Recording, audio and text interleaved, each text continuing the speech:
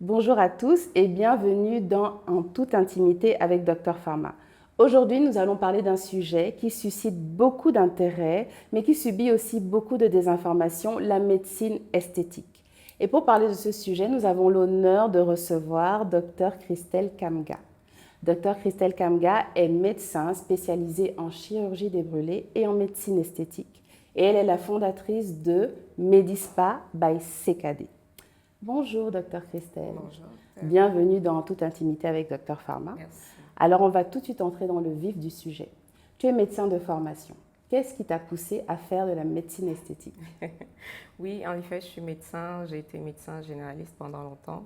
Puis, j'ai d'abord effectué une formation spécialisante en chirurgie des brûlés. Ensuite, j'ai décidé d'embrasser ma véritable passion, qui est la médecine esthétique. D'accord.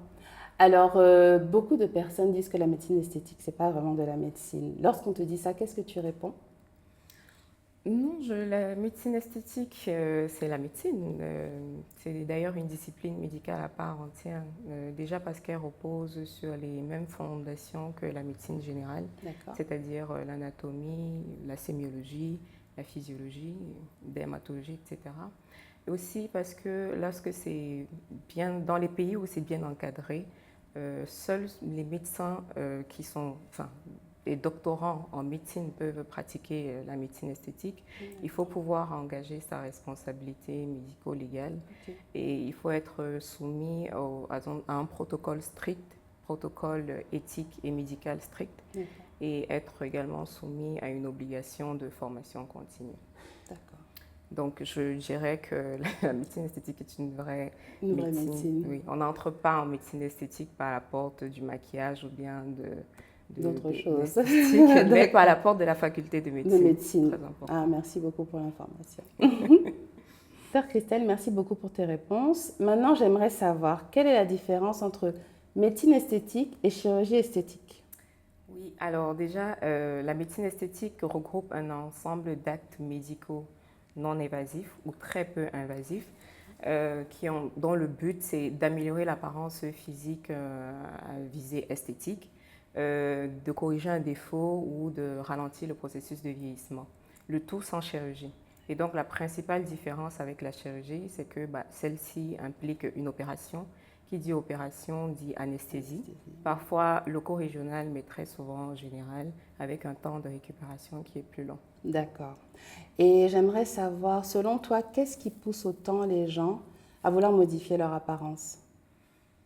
Alors, je dirais que c'est une question qui touche à la psychologie individuelle et à la dynamique socio-culturelle du moment.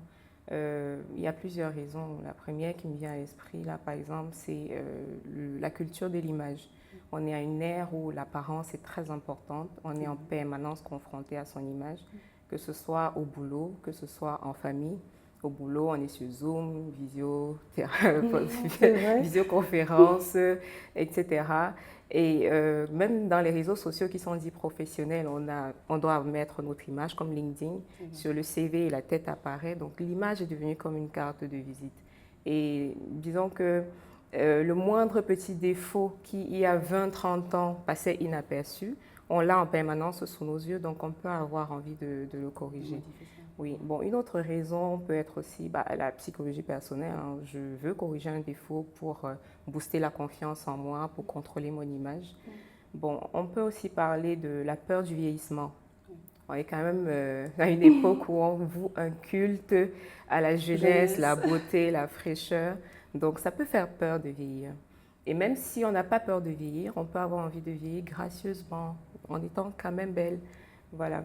Bon, il y a aussi l'aspect économique. La plupart des actes qui étaient autrefois réservés à une certaine élite sont aujourd'hui à la portée de beaucoup de personnes.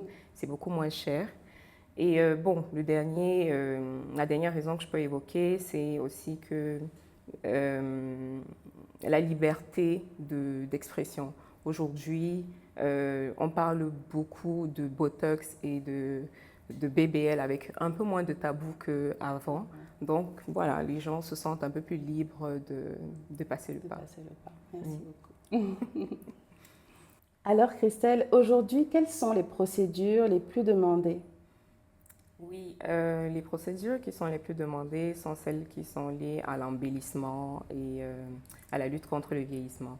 Les injections de toxines botuliques et d'acide hyaluronique sont très fortement demandées pour notamment corriger les rides d'expression, rajouter du volume à certaines zones du visage ou harmoniser les traits.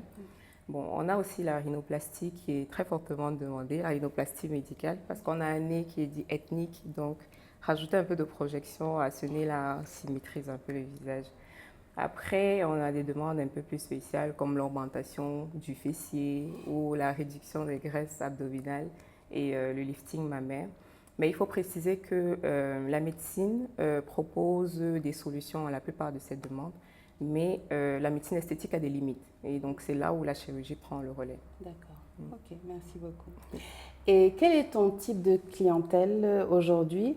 Et est-ce que tu as vu une évolution par rapport à tes débuts et aujourd'hui, est-ce que ta clientèle a évolué? Si oui, comment?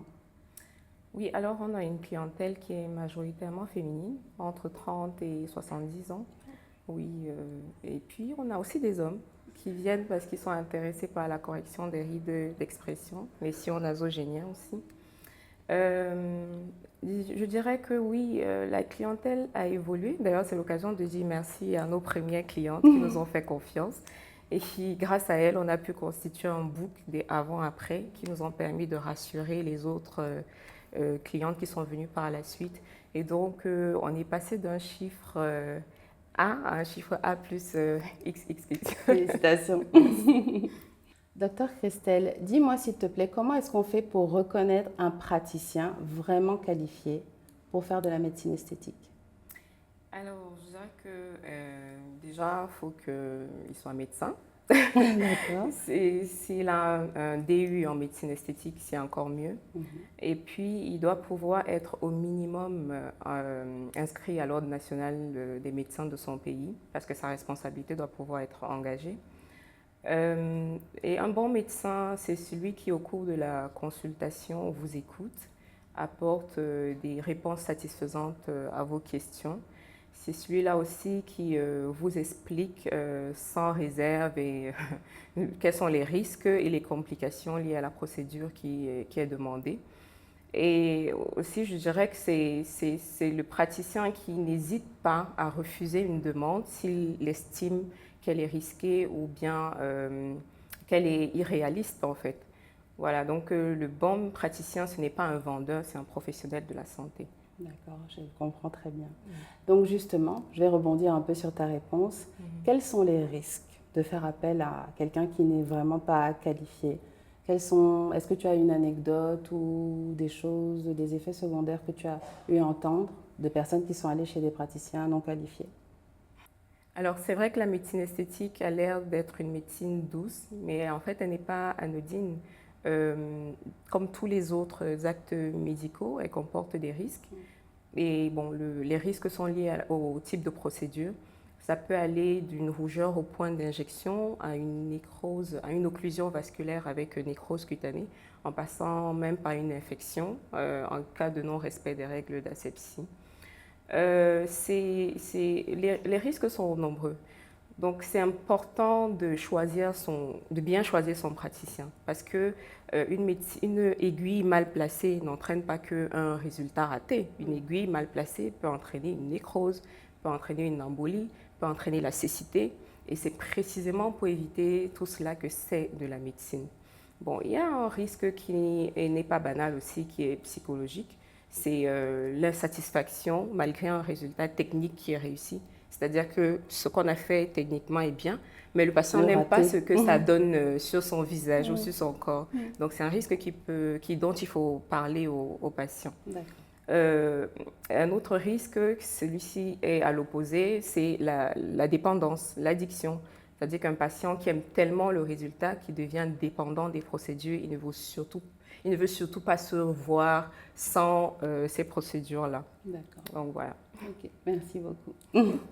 Merci beaucoup, docteur Christelle, pour cet échange vraiment informatif et instructif. Merci beaucoup. C'est moi qui te remercie. Et je te remercie, je te félicite pour ton travail. Merci de mettre en lumière les professionnels de santé, beauté, bien-être. Merci Beaucoup encore de à toi. courage. Merci. Merci à Innovation Factory pour cet accueil et on se retrouve très bientôt dans un nouvel épisode de En toute intimité avec Dr Pharma.